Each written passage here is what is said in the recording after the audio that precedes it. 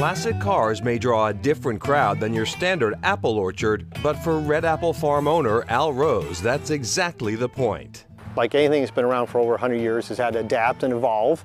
And we have done that, obviously, with our name, Red Apple Farm. We want to be a destination in the fall, but we do work hard to be a year-round destination as well. That evolution can be seen in their crops. We do have a lot of summer crops, and we just had our Sunflower Festival and our Blueberry Jamboree. It's lunchtime at Timber Fire Pizza, the farm's newest partner, and Todd Maher is redefining what you can put on a pizza. All the fresh fruits that they have here at the farm, so whether it's the apples, blueberries, raspberries, we do pizza with roasted squash and pumpkin that they have here at the farm. We try to get creative and come up with a way to use what they have. So, with blueberries right during our visit, right now we're doing our Sugar Shack of Blues, which we use with maple sugar that we get here. And then we have the regular cheddar cheese on there. We do applewood smoked bacon. On top of that, we also have the blueberries that we get here from the farm. Farm fresh blueberries over bacon on a pizza? Don't knock it until you try it.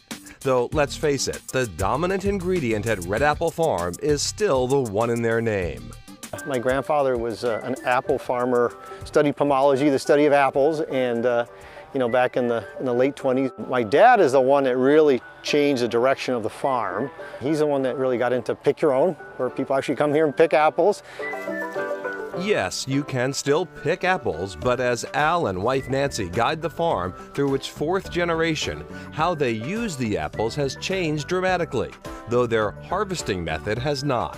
What we're looking for when we're picking the apples is the nice, ripe apples. It's a balance between speed and quality, because as Al likes to put it, you treat apples like eggs, because they bruise very easily. Some of these will end up in the farm stand, while many more will be converted into apple cider, the secret sauce that has helped fuel the evolution of the farm.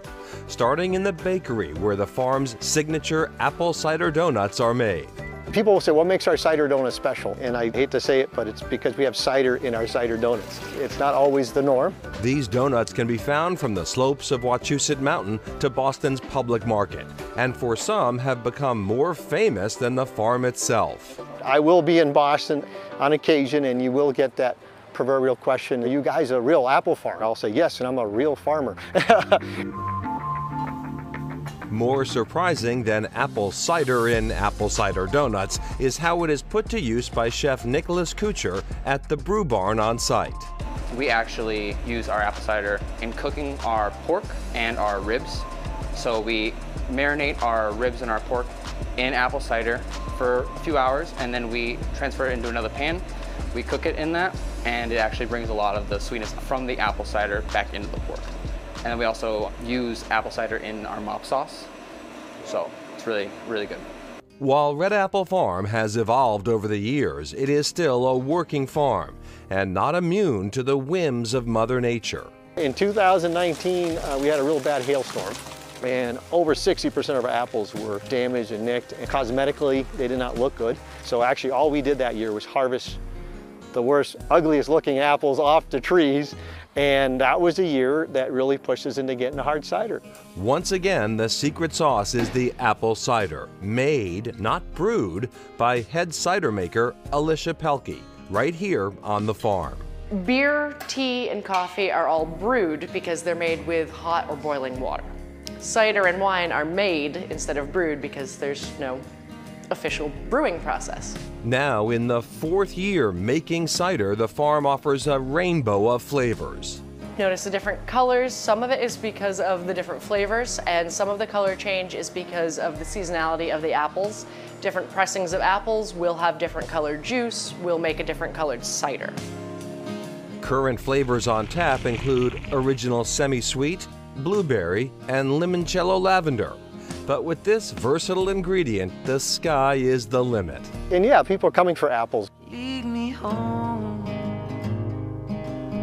So the secret sauce at Red Apple Farm is clearly the apple cider, which is not the same, you may know, as apple juice. Cider is unfiltered and usually unpasteurized. Apple juice is both filtered and pasteurized, which is also why it has a longer shelf life. You heard Al Rose say they are a year-round venture. Well, they have a Thanksgiving Harvest Festival in November, and after that, a Winter Lights Festival. Coming up, working with what's in season.